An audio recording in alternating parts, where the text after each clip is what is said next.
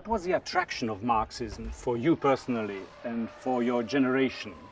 Jaka była atrakcja, co przyciągnęło Pana i Pana pokolenie do marksizmu? Ja myślę, że tu trzeba odpowiadać łącznie i do marksizmu, i do komunizmu. No bo do marksizmu to po pierwsze w ogóle każdy człowiek potrzebuje uporządkowania świata. Porządkuje go sobie, a tu marksizm taki porządek zgłasza. Po drugie, bo marksizm pozwala stosunkowo szybko opanować ten prościutki klucz do wszechświata i od tego momentu człowiek, który przeczytał jedną broszurkę, może już na każdy temat z sensem się wypowiadać. To dla szczególnie młodych ludzi jest niesłychanie atrakcyjne. Ale ja myślę, że to nie jest najważniejsze, bo najważniejsze jest marksizm a komunizm. Marksizm a zmienianie świata. I znowu, każdy młody człowiek chce urządzić świat, w który wchodzi, bo nie chce go dostać w prezencie po prostu, prawda? Zawsze, wszędzie. A tu nagle zaproponowano naszemu pokoleniu, że właśnie ten świat sobie po swojemu urządzimy. Z tego punktu widzenia marksizm jest niesłychanie atrakcyjną propozycją, filozofią praktyki, odpowiedzią na pytanie, co robić. Z tego punktu widzenia w pewnym zakresie jest skuteczną odpowiedzią w zakresie tradycyjnego XIX-wiecznego ruchu robotniczego i wszędzie tam, gdzie ten tradycyjny ruch robotniczy te same zadania ma, dziś jeszcze jest wciąż jeszcze skuteczną odpowiedzią na pytanie, co robić.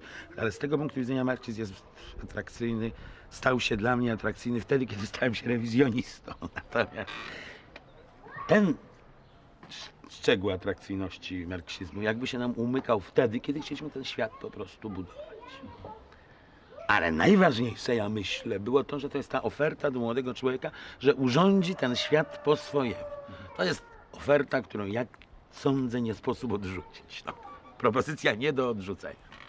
Barbarzyńska, zbrodnicza, ale zarazem wspaniała. Was it that the Communist Party at that time embodied that aspiration for change? And tell us more about the spirit of the time, the drive behind the building of a new society, of a new man, of new towns such as Nowa Huta, where the new man was being built. Czy to było dlatego, że partia uosobniała jakby tą możliwość? Czy Pan by mógł coś więcej powiedzieć o duchu czasu, o tym duchu, który budował Nową Hutę i tak dalej? Oczywiście w tym sensie, jak ja go odbierałem i moje pokolenie. Z tego punktu widzenia duch, którym myśmy żyli. Ja myślę właśnie, że to świat urządzamy całkiem od nowa. I to, że będzie to świat sprawiedliwy. Tym, co było najbardziej charakterystyczną cechą tych czasów, był ten masowy, olbrzymi awans. Awans grup społecznych i awans poszczególnych ludzi. W myśleniu XIX-wiecznym to jest samo w sobie dobro. To jest wartość sama w sobie. Ja dopiero dziś zaczynam o tym myśleć, że aczkolwiek awans każdy jest rzeczą pozytywną. To nie, znaczy awans sam w sobie jest rzeczą pozytywną, ale nie jest wszystko jedno, jak on się dokonuje.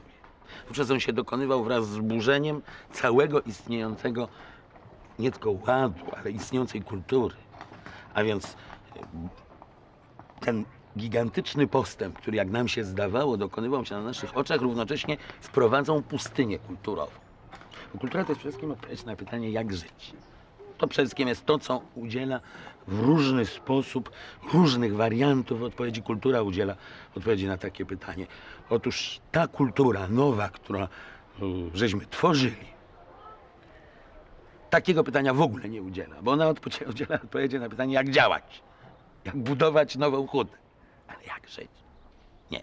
I powstała pustynia kulturowa, która niesłychanie prędko zaowocowała nieprawdopodobnym barbarzyństwem. To właśnie to jest to zjawisko chuligaństwa. To właśnie to jest to zjawisko tych strasznych hoteli robotniczych, w których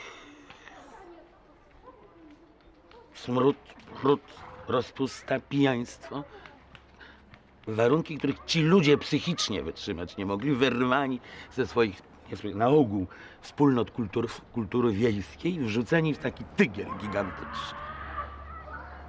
So there was great enthusiasm for the idea of the new man among the intellectuals, but the reality was quite different for the people involved in the process.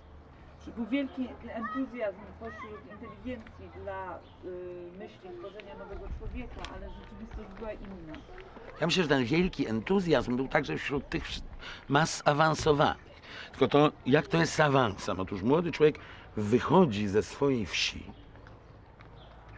w której rzeczywiście nie ma żadnych perspektyw, zbędne ręce do pracy, nędza, przenosi się do na przykład Nowej Huty, czy do Warszawy, czy do jakiegokolwiek innego miasta i jakby w tej drodze to on jest podmiotem swego życia. To on dokonuje wielki skok. To on jest pełen entuzjazmu. A jak już wchodzi w progu tej fabryki, staje się niewolnikiem, pozbawionym więzi kulturowej. I ten entuzjazm w tym miejscu się kończy. Tylko oczywiście to nigdy tak automatycznie nie zachodzi.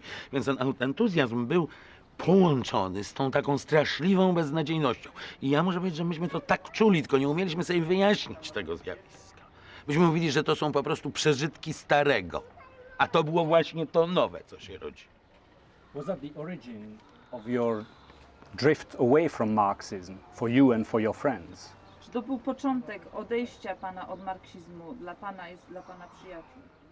Nie, ja myślę, że nawet i nie dla moich przyjaciół. Mianowicie myśmy od marksizmu odchodzili przez marksizm. To znaczy przez próbę dostrzegania życia takiego, jakie ono jest, przy pomocy marksizmu. Czyli używaliśmy marksizmu do demoskowania komunizmu, jeszcze o tym nie wiedząc. Bośmy na razie myśleli, że my chcemy doskonalić ten komunizm.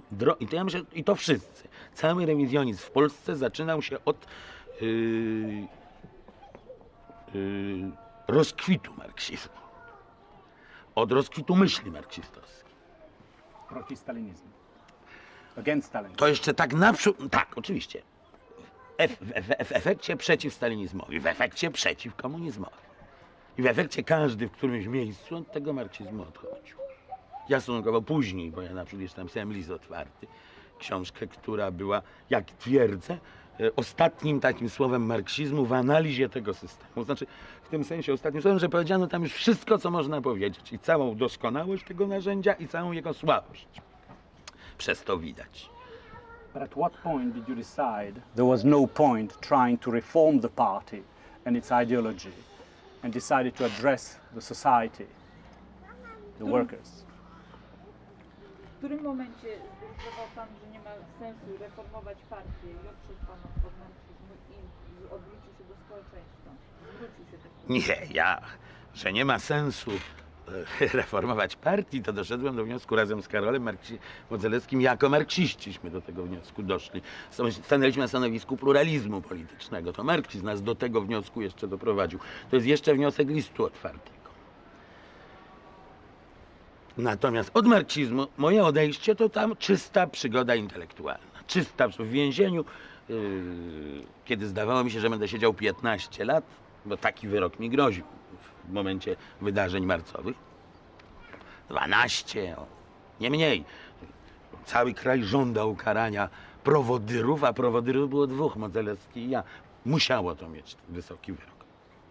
Spodziewając się, że tak długo będę siedział w więzieniu, zaplanowałem, a już siedziałem drugi raz, zaplanowałem sobie, wiem jak siedzieć. Siedzieć to trzeba pracować, trzeba mieć wielki cel. Zaplanowałem sobie taką pracę, jest taka 7. teza Marksa o Ludwiku Feuerbachu, która mówi, że istotą człowieka jest całokształt stosunków społecznych. Otóż moja żona Gaja powiedziała kiedyś, wszyscy to używają do interpretacji człowieka, a gdyby spróbować odwrotnie, od człowieka do społeczeństwa. I wtedy ja sobie myślałem, ja tą pracę wykonam. No i wykonałem ją i w pewnym momencie odkryłem, że wychodzę w innym miejscu, że po prostu marksizm się jako metoda nie potwierdza, nie sprawdza.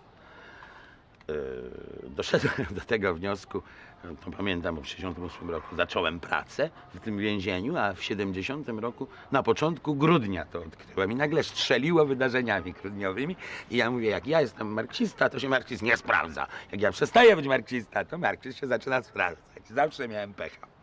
No ale tak, dla naszej walki przeciw totalitaryzmowi, to przede wszystkim najważniejsze jest to, że marksizm uniemożliwia nam dostrzeżenie tego, co to jest totalitaryzm. My to możemy tylko zinterpretować jako ustrój klasowego wyzysku. Że marksizm nie pozwala nam dostrzec tego, co tu jest największą siłą antytotalitarną. Tożsamość narodowa. że marksizm nie pozwala nam dostrzec nowej jakości tych procesów, tylko odsyła nas wstecz do XIX-wiecznego kapitalizmu.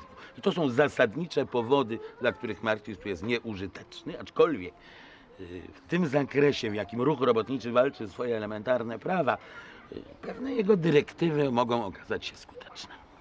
So your drift away from Marxism was really related to the crisis of the society as a whole in 56 and 68 and up to 1981. To raczej nie chodzi o lekcje kryzysów, tylko o lekcje ruchu, bo to, co tu nazwałeś kryzysami, to są po prostu okresy ekspansji ruchu społecznego. I ruch społeczny przynosi doświadczenia, których by wymyślić nie sposób. Tu żaden filozof nic nie pomoże. Poza tym ja sądzę, że ruch uczy się przede wszystkim z doświadczeń ruchu społecznego i to następna ważna kwestia. I czegośmy się tak uczyli. Z 56 roku wyszliśmy ze szczególnie dużym bagażem wiedzy, można powiedzieć. Bo po pierwsze problem niezależności ruchu, organizacyjnej niezależności od kierownictwa partyjno-państwowego, że to jest zasadnicza sprawa. Nie odrzuciliśmy jeszcze komunizmu, aleśmy już uważali, że ruch społeczny musi być niezależny od kierownictwa partyjno-państwowego. To po pierwsze. Po drugie, i to najboleśniej nam do tego przychodziło dochodzić, ale to jest sprawa pluralizmu politycznego. Do tegośmy wszyscy jakoś po 56 roku doszli. Znaczy, że nie może być mowy o demokracji bez pluralizmu politycznego. To myślę, są dwie największe lekcje. No, lekcja 68 roku naszego ruchu. Tu widać, tu już był ruch niezależny od, jak wyciąga ten ruch doświadczenia, więc był to ruch niezależny od kierownictwa partyjno-państwowego. Samodzielny, niezależny ruch, który głosił hasła pluralizmu. To oczywiście jest taka banalna sprawa, ale to jakby najmocniej do świadomości społecznej doszło. To konieczność jedności ruchu robotniczego z ruchem intelektualistów. To łącznie tak 70 rok i 68 rok. W 68 roku zrozumieli to intelektualiści, że muszą z robotnikami. Największe piękno duchy. Nagle sobie uprzytomnili coś, co my, na przykład ludzie wychodzący z marksizmuśmy, oczywiście od początku mówili, że to trzeba z robotnikami. Natomiast w 70 roku robotnicy zdali sobie sprawę, że bez intelektualistów nic w ogóle nie mogą na to poradzić. No i następne wielkie doświadczenie to doświadczenie ruchu korowskiego. To doświadczenie ruchu korowskiego właśnie z samostanowienia społeczeństwa, niezależności społeczeństwa, samostanowienia ruchów społecznych. To, co tak pięknie zaowocowało w 80 roku. Natomiast na mówienie o doświadczeniach 80 roku jest jeszcze za wcześnie. Jest jeszcze za wcześnie, bo sytuacja jest zupełnie nowa, jakościowo. To, co mnie się zdaje, że charakteryzuje najmocniej obecną sytuację, to, że Solidarność odniosła pełny sukces. W tym sensie, że zmieniła rzeczywistość społeczną. Ta rzeczywistość społeczna, w której dziś żyjemy, jest już dziełem Solidarności. I to i w kraju, i za granicą. Solidarność była tak wielkim ruchem, który po prostu, mimo że oni starli ją, zmusili do zejścia w podziemie, nie zmienili faktu, że po pierwsze mamy pluralizm i to wolność słowa. Stworzyliśmy wolność słowa i ta wolność słowa funkcjonuje i żyje. Także w oficjalnej prasie. To jest najważniejsze, bo oni mieli do wyboru. Albo wydawać książki i gazety dla nikogo, albo zacząć pisać w nich prawdę. I tutaj ten fundament totalitaryzmu został złamany. I te nasze podziemne gazetki, to one są jakby mało istotne dziś w porównaniu z tym, a one są najważniejsze, dlatego, bo dzięki nim cała ta masowa rządowa prasa, gazeta, telewizja, radio, wszystko musi pisać prawdę. I to jest pierwsza sprawa. Druga sprawa, instytucjonalnie, ponieważ istnieje niezależny związek zawodowy w podziemiu i niezależne różne ruchy w podziemiu. To te wszystkie, które oni tam tworzyli, jak zwykle, takie atrapy ruchów społecznych, przestają być atrapami, zaczynają działać i żyć. No i wreszcie to, co najważniejsze, a u początków czego jesteśmy, no to złamaliśmy ten cały model funkcjonowania podstawowy dla totalitaryzmu komunistycznego, centralnego sterowania gospodarką. On został złamany w świadomości społecznej, w świadomości władz i wymusiliśmy na władzach reformę gospodarczą, która teraz oni nie mają innej drogi. Idą w tą reformę gospodarczą. Więc doświadczeń z tego zebrać, to jeszcze jest czas, żeby to zobaczyć, bo to zależy od tego, co będzie dalej i jak będzie dalej. Looking back at the history of the looking back at the history of post-war communism in Eastern Europe, one has the impression that in 1956 there was an attempt to overthrow the party in Hungary. In 1968 there was an attempt to reform the party from within. In 1980-81 in Poland there was an attempt to find a new modus vivendi with the party. In other words, everything has been tried, but there's also the feeling that everything has failed. Or has it? Że patrząc wstecz, w 1956 roku próbowano obalić władzę, w 1968 chciano zmienić partię od wewnątrz, w 1980 usiłowano znaleźć nowy modus vivendi. Jakby wszystko było próbowane, jakby wszystko nie wyszło. Więc ja właśnie sądzę, że to jest dokładnie odwrotnie. Że wszystko wychodzi. I że w ogóle ten sposób patrzenia na historię, wszystko nam się udało, nic nam się nie udało, to jest charakterystyczny dla radykalnej myśli, no i dla bardzo młodych ludzi. I on jest niesłychanie niebezpieczny. Dlatego, że rzeczywistość społeczna zawsze zmienia się stopniowo, powoli, pod naciskiem sił społecznych, ale nigdy nie tak, jak sobie to ludzie zamarzą. Zawsze osiąga się niższy szczebel, bilansuje się na znacznie niższym szczeblu. I dla mnie, jak to starałem się tu opowiedzieć, te wielkie działania ruchów społecznych to jest krok po kroku dezintegracja systemu totalitarnego, zmiana zasadnicza, tworzenie coraz szerszych szczebli demokracji, a przede wszystkim samoorganizowania się społeczeństwa. A więc z mojego punktu widzenia to my odnosimy sukcesy. Niewątpliwe sukcesy. I to, co ja tu mówiłem, że Solidarność odniosła sukces zmieniając społeczeństwo, to zarazem jest jakby jej klęska, bo ona do tej nowej sytuacji nie umie się przystosować. Ona wciąż myśli w kategoriach my-oni, ponieważ ta Solidarność, z którą dziś mamy do czynienia, powstała w stanie wojennym, więc powstała w podziemiu, w warunkach okupacji, na zasadzie my was albo my nas. Dziś trzeba ten punkt widzenia zmienić i tego ten ruch nie bardzo umie. Także ja na przykład osobiście sądzę, że przychodzi czas inicjatyw ludzi środka. Tak, że i to od strony władz, od strony tych oficjalnych organizacji będzie wychodzić coraz więcej inicjatyw zmieniających rzeczywistość. Droga jest jasna. Od totalitaryzmu do demokracji. I na tej drodze przeszliśmy już ogromny szmat. Jeżeli się porówna ten ład, w którym żyjemy, tą naszą rozmowę tu na tym balkonie, z czasami, kiedy za słowo, za dowcip się szło siedzieć, to żyjemy w innym kraju, w innym ładzie społecznym. You keep calling the system totalitarian, but at the same time you're describing a process of emancipation of society from totalitarianism.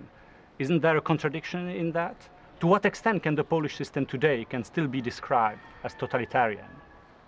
Pan opisuje system jako totalitarny, ale mówi równocześnie o samowyzwoleniu społeczeństwa. Czy tutaj nie ma kontradykcji? I do jakiego stopnia można opisać obecny system w Polsce jako totalitarny? No więc ja właśnie, bo w ogóle system totalitarny to jest pewien model. W ogóle czysty system totalitarny nigdzie nie istniał, istnieć nie może. Bo system totalitarny, najkrócej mówiąc, to jest próba centralnego sterowania całym życiem społecznym. To jest niemożliwe. Natomiast wysiłek w tym kierunku jest podejmowany. I zawsze napotyka na opór społeczny, taki i inny, który się temu przeciwstawia, bo życie się musi temu przeciwstawiać. My w Polsce robimy to w sposób najbardziej masowo zorganizowany. To jest właśnie nasz sposób walki z totalitaryzmem. To, co napisałem w myślach o programie działania. Społeczeństwo się samoorganizując ogranicza totalitaryzm, likwiduje go i dziś i nie można tego opisywać totalitarny, nie totalitarny, tylko na tej drodze od demokracji, od totalitaryzmu do demokracji, w którym miejscu jesteśmy. Że jesteśmy w bardzo zaawansowanym miejscu i nawet powiem więcej, jakby to, co zasadnicze w tym momencie, to już to, że ten centralny ośrodek partyjno-państwowy już nie próbuje sterować całym życiem społecznym, już szuka to najmocniej, bo co robi Gorbaczow? Przecież to jest najbardziej fascynujące. Adaś Michnik nazwał to kontrreformacją. W takim znaczeniu tego słowa, jakiemu nadaje Leszek Kołakowski, mówiąc, że to nie jest restauracja, to nie jest kontrrewolucja, to jest próba przyswojenia myśli reformatorskiej po to, aby ocalić te struktury.